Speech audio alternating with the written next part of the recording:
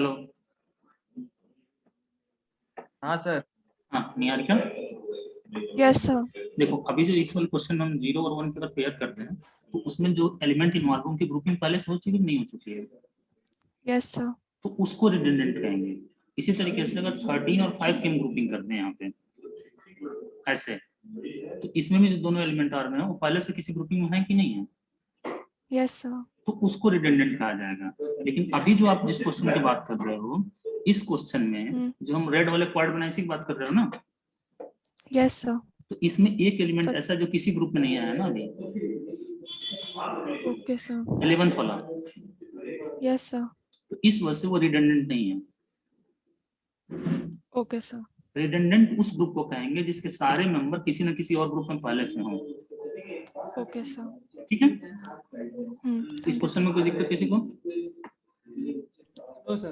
ठीक है सर पिछले क्वेश्चन में 2-2 की पेयरिंग हुई थी, इसमें 4 की हुई, उसका रीजन हमको नहीं समझ में आ रहा है। देखो हमें कल बताया था हमने कि हमें एक जो ग्रुपिंग करनी है उसमें एक एलिमेंट हो सकता है, दो एलिमेंट हो सकते हैं, चार हो सकते हैं, 8 हो सकते हैं, 16 हो सकते हैं, 32 हो सकते हैं, 2 के पावर में, 2 के पावर में एलिमेंट हो सकते हैं।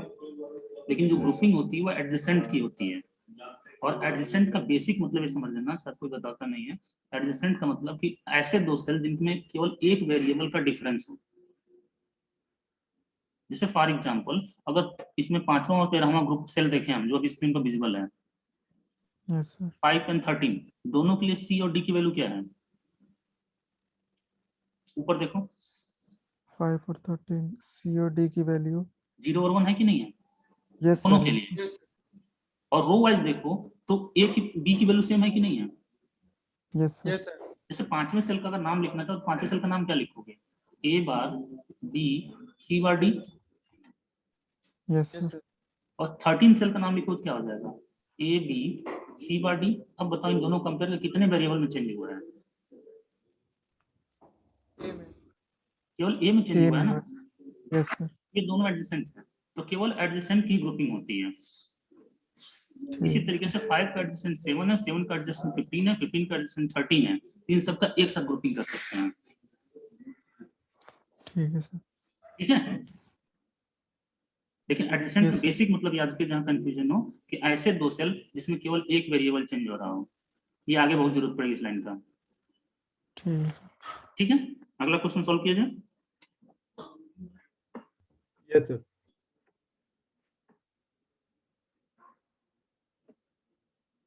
Question number 3। अब काफी चीजें हमने एसओपी को लेकर सॉल्व कर ली, एक पीओएस को लेकर सॉल्व किया जाए। Hello, yes sir. Yes yes sir. एक पीओएस को लेते हैं और पीओएस में भी डायरेक्ट फोर वेरिएबल ले लें। Yes sir. Yes sir. ठीक है चलिए, तो देखो एसओपी में आप इनपुट्स के कौन से कॉम्बिनेशन को कंसीडर करते थे जिसके लिए आउटपुट 1 हो। हाई होता था, 1 होता था। तो पीयूएस में इसका उल्टा होता है, पीयूएस में इनपुट्स के वे वेरिएबल कंसीडर किए जाते हैं जिसमें आउटपुट की वैल्यू लो हो 0 होती है। ठीक है, लो होती है मतलब 0 होती है। तो अभी चलिए 3 वेरिएबल से स्टार्ट, चलिए 4 वेरिएबल से स्टार्ट कर लेते हैं। y is given as, y एक फंक्शन गिवन है that is pi capital M, इसमें गिवन है 0 कॉमा 4 5 7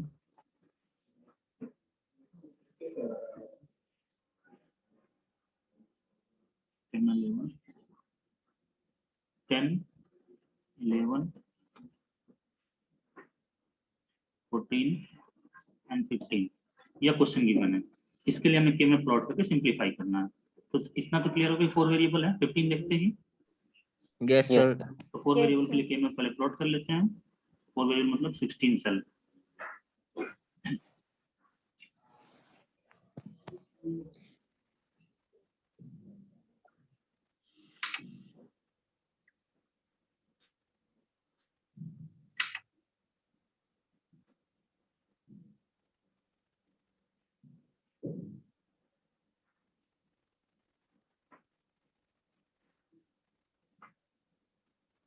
अब चलो एक्स वाई मान लेते हैं, एक्स वाई, चाहे पी क्यू मान लेते हैं, पी क्यू आर, यहाँ पे 0 0 0 1 1 1 1 0 0 0 0 1 1 1 1 0, सेल नंबर तो चेंज नहीं होगा, 0 1 2 3 4 5 6 7 8 9 10 11 12 13 14 15। अभी बताओ, ये पीओएस से ध्यान रखना, तो पीओएस में P0 इसका मतलब क्या होगा? A, पी की पी बार, Sir, P. P और पीओएस का P मतलब क्या होता है? Product of some. यहाँ पे Sum P P plus plus Q, Q लिखेंगे, और यहाँ पे हो जाएगा P plus Q bar, plus Q bar, और P P बार bar plus plus Q, plus Q bar, P बार P bar plus Q, plus Q. Similarly यहाँ पे R plus S, R plus S bar, R बार plus S bar, R बार plus S. कोई दिक्कत किसी को? No, sir. अब filling करते हैं, तो इसमें हमारे पास जो मैच टर्म है उन सारे सेल्स में हम लोग 0 भरेंगे। यहाँ पे 0, फोर्थ पे 0, फोर्थ मतलब यहाँ पे 0, फिर 5 पे 0, फिर उसके बाद 7th पे 0, 10 मतलब यहाँ 0, 11 मतलब यहाँ 0, 14 मतलब यहाँ 0, 15 मतलब यहाँ 0। फिलिंग हो गई? yes sir, इसमें 0 लिखा जाए, इसमें किसी कोई डाउट तो नहीं है? No, sir. ठीक है, और प्लस लिखा गया, डॉट में लिखते जैसे P प्लस क्यू बार लिखा गया, इसमें कोई दिक्कत नहीं किसी को? no sir, ठीक, हाँ, सर। अब ग्रुपिंग करेंगे, तो कोई भी बताइए कि किसकी किसकी ग्रुपिंग किया जाए, पेयर बना जाए, क्वाड बना जाए, पहले क्या दिख रहा है? सर एक कॉर्ड बना बनेगा। दीजिए। एक कॉर्ड दिख रहा है 15 14 15, 11 एक 10, 10। कॉर्ड, दो पेयर, तीन 10 pair. 10 11 14 15। yes Yes, sir, sir. और 3 सबसे पहले पेयर हमने बड़ा बना लिया। अब इसके बाद पेयर 3 दिख रहा है, तो एक चीज बताओ, 0 का किसके साथ पेयरिंग किया जाए, मतलब 0 सेल का? Sir, 4 के साथ, फोर्थ के साथ, चलो इसके साथ पेयरिंग कर लिया हमने इसके। अब 5 बचा, 5 का 7 के साथ कर लें। 5 का 7 के साथ। अब बताओ तीसरा पेयर कहाँ बना रहे थे तुम लोग? अरे हमको तो 2 ही दिख रहे थे सर। सर रिडंडेंट दो रिडंडेंट पेयर बनेंगे ना। बनाने की क्यों जरूरत है, रिडंडेंट क्यों बनाना? हाँ वो रिडंडेंट नहीं और देखो, सर तो वो तो इग्नोर ही कर देंगे ना। अगर 4 और 5 का तुम बनाने जाओगे तो पेयर तो बन सकता है, लेकिन उसमें जो फोर्थ वाला भी पहले से इन्वॉल्व हो चुका है और 5 वाला भी पहले से किसी ग्रुपिंग में जा चुका है, तो उसकी जो पेयरिंग होगी वो रिडंडेंट होगी, तो उसको बनाएंगे नहीं। सिमिलरली 7 और 15 का भी आपस में बन सकता था अभी, ठीक है। अच्छा एक चीज देखो, क्वाड बनाने के बाद अगर हमारा सोचने का तरीका यह होता, अभी कितने पेयर वो कितने क्वाड बने बताओ? एक क्वाड बना है सर 2 पेयर, 1 क्वाड। और 2 दो पेयर पेयर। बना है, ठीक। अब मान लो पहले तुम एक क्वाड बना लेते जो इससे कि दिख रहा है यहाँ पे, इसके बाद आप सोचते सर 15 और 7 का आपस में पेयरिंग कर दें। Hello, yes sir, Yes, sir. सोचने का तरीका देखो, गलत अप्रोच देखना, गलत कैसे सोच सकते हैं हम लोग कि 15 और 7 का आपस में पेयरिंग कर दें, और फिर 5 और 4 का आपस में पेयरिंग कर दें, बच जाएगा 0 वाला कि नहीं बचेगा अभी? yes sir, एक 0 तो वाला 0 का फिर 4 के साथ पेयर करोगे तो कितने पेयर बनेंगे उसमें, उस केस में? 3 बन जाएंगे। तीन लेकिन बनेंगे। हमारा ऑब्जेक्टिव क्या, मिनिमाइजेशन करना ना, yes sir, तो जितना कम बने उतना अच्छी बात है। yes sir, Yes, sir. तो ये हमारे पास फाइनल हो गया। अब आंसर अगर लिखा जाए, इसका नाम लिखा जाए, सबसे पहले क्वाड का नाम लिखते हैं। अभी बताओ इस क्वाड में जो दोनों रो इन्वॉल्व हुए हैं उसमें कॉमन क्या है? P bar. P ई बार। P bar, यहाँ डॉट नहीं लगाएंगे, यहाँ प्लस लगाएंगे, ध्यान रखना। और जो दोनों कॉलम इन्वॉल्व हुए हैं उसमें कॉमन क्या है? R bar, R bar, R बार। ठीक, अब इस वाले का नाम लिखते हैं। इसमें तो एक ही रो है ना, P प्लस क्यू बार, और Yes, कॉलम में कॉमन क्या है? S bar, S bar. ठीक, सिमिलरली इसका नाम लिखे अगर, इसमें 2 रो हैं, तो दोनों रो में कॉमन क्या है? P, और कॉलम तो एक ही है ना, R R plus plus R plus S. तो आउटपुट क्या मिल जाएगा? Y इक्वल टू, पहला क्वाड मिला P बार प्लस R बार, P bar plus R bar। और दूसरा मिला P प्लस Q बार प्लस S बार, और तीसरा मिला P plus R plus S। ठीक है, यस सर, Yes, sir. यह फाइनल आंसर हो जाएगा। ठीक है, अब इसके बाद हमारे पास एक क्वेश्चन आता है don't care conditions. Don't care condition आप लोग नाम सुने होंगे। जैसे हमारे पास अभी जो केयर यहाँ दिख रहा है, इसमें जिन कॉम्बिनेशन पे फंक्शन की वैल्यू 0 है, तो बाकी जो बचे उसके फंक्शन की वैल्यू ऑटोमेटिकली क्या होगी? 1। यानी हम चाहें तो यहाँ पे 1 1 1 1 1 1 1 फिल कर सकते हैं, नहीं कर सकते हैं? यस यस ठीक, ये तो बाय डिफॉल्ट होगा। ऊपर जहाँ पे हम 1 भर रहे थे उसके बाद जो खाली बचे तो वहाँ 0 फिल कर सकते थे। लेकिन इसके अलावा जो डोंट केयर कंडीशंस होते हैं वो ऐसे कंडीशंस होते हैं जो कि जैसे यहाँ पे हमने बताया कि जहाँ पे 0 है तो जिन सेल्स पे 0 है रिमेनिंग के लिए 1 हो गया, ये तो ठीक है बाय डिफॉल्ट। लेकिन कभी कभी ऐसे कंडीशंस आते हैं जब हमारे पास आउटपुट इनपुट के कुछ सर्टेन कॉम्बिनेशंस पर डिपेंड ही नहीं करता है।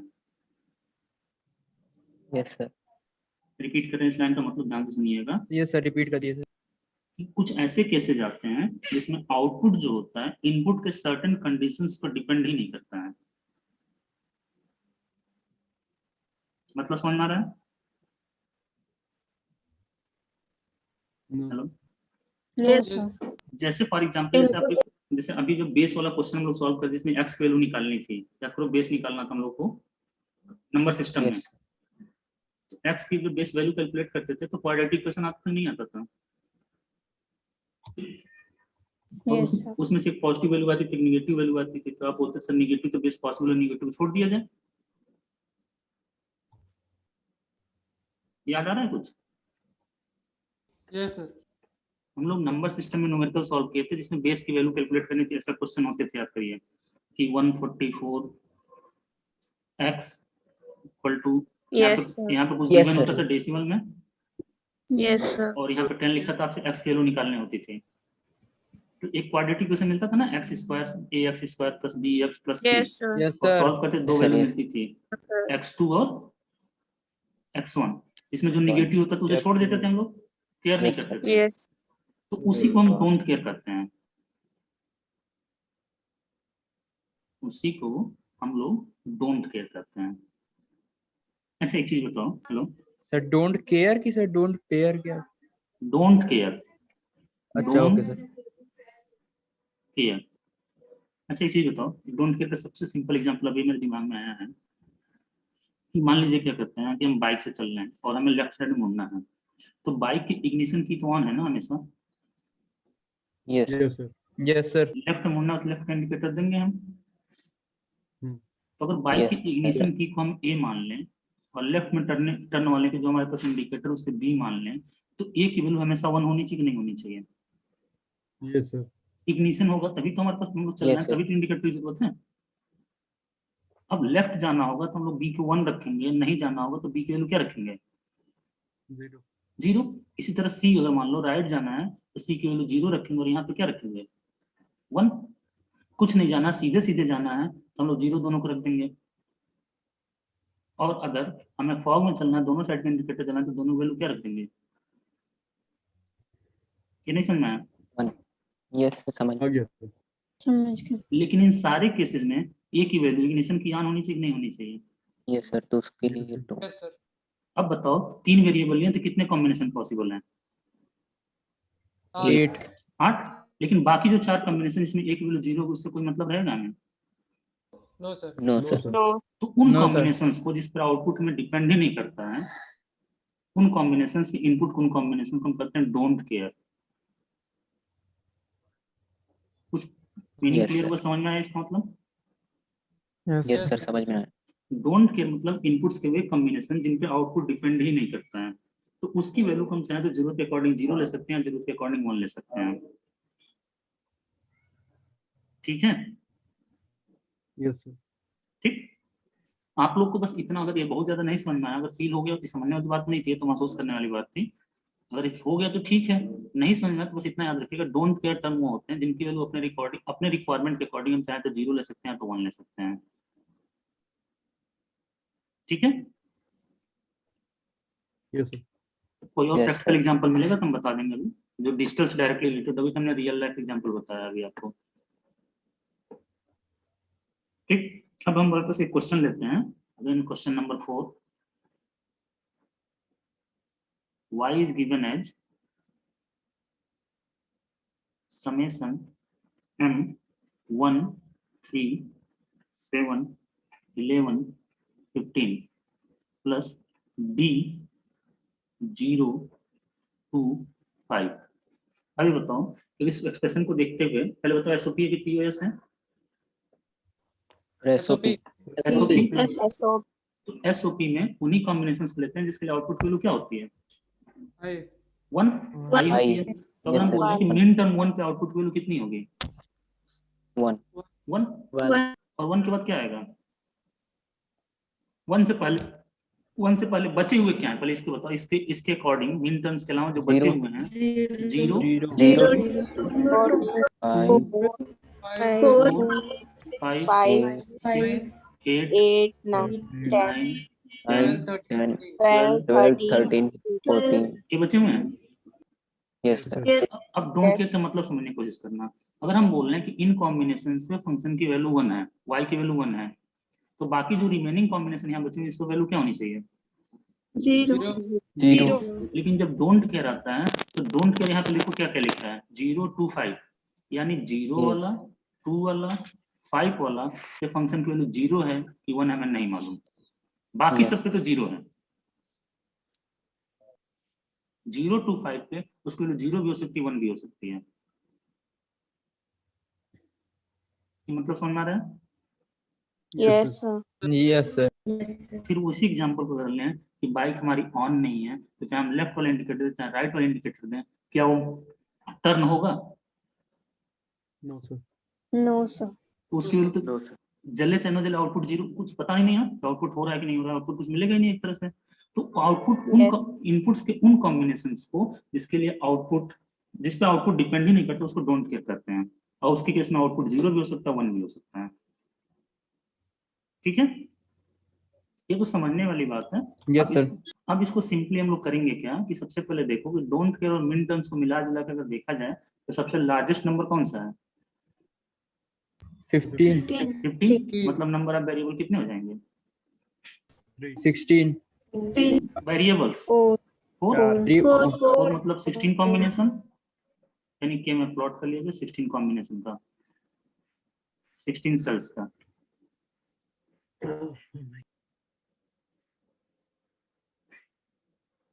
अब ये ध्यान रखिएगा हमने एक रूल बताया था कि सारे वंस की या सारे जीरोस की ग्रुपिंग करनी है, बताया था। चाहे पेयर में हो Yes sir. चाहे क्वाड में हो चाहे ऑक्टेट में हो चाहे सिंगल ग्रुप में हो, लेकिन ग्रुपिंग सबकी करनी थी। लेकिन डोंट केयर के साथ ये रूल अप्लाई नहीं होता है। डोंट केयर को हम जरूरत के समय कंसिडर करेंगे, नई जरूरत होगी तो छोड़ देंगे। और जरूरत क्या पड़ती है अगर उसके हेल्प से कोई बड़ा ग्रुप बन रहा है तो हम बना लेंगे, नहीं तो उसे इग्नोर कर देंगे। बातें समझ में आई? अभी और एग्जांपल लेते हैं ज्यादा अच्छा समझ में आएगा। 0 0 0 1 1 0 सॉरी 1 1 1 0 0 0 0 1 1 1 1 0।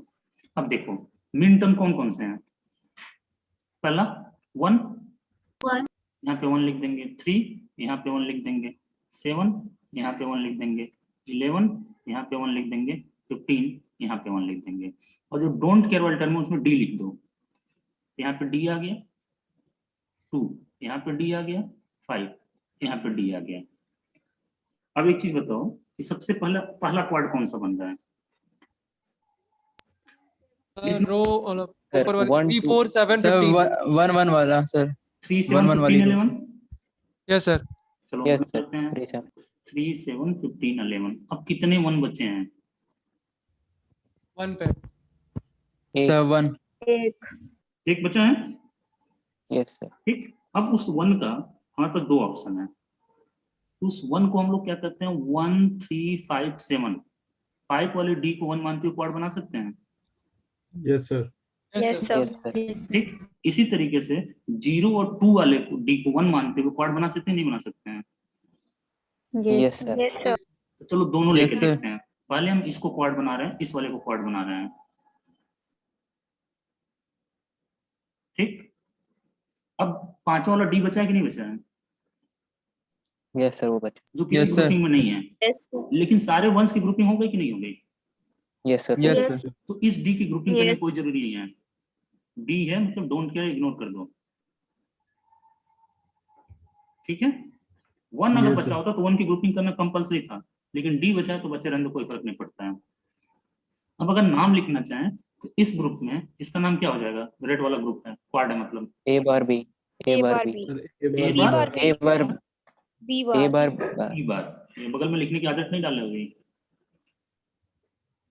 एसओपी है ना, A bar B bar, yes A bar B, Yes, sir. A B, A B A B B bar, B बार A C bar, D bar. A bar एक बी दो बार क्वेश्चन अगर लिखोगे आप ना, bar उस पर Yes, लिखने की sir. जरूरत नहीं बचेगी, B bar. ठीक। इसी तरीके से इस वाले का नाम क्या हो जाएगा? C D CD. CD, बहुत सिंपल है, सी डी, यानी y इक्वल टू क्या मिल जाएगा? A bar A bar B B bar, bar B plus C D. B bar plus CD.